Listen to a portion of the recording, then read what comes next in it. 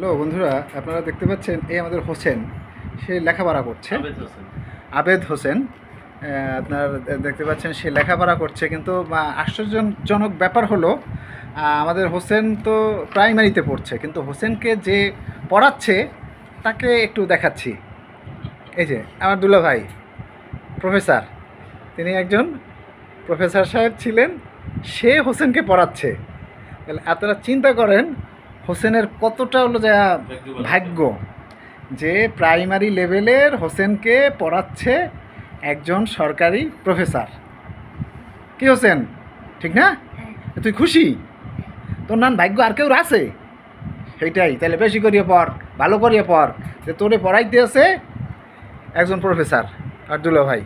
তো বন্ধুরা, আপনারা চিন্তা করেন হোসেনের ভবিষ্যৎ ইনশাল্লাহ উজ্জ্বল হবে, তাই না? ভালো লেখাপড়া করবি না? প্রফেসর হবি না?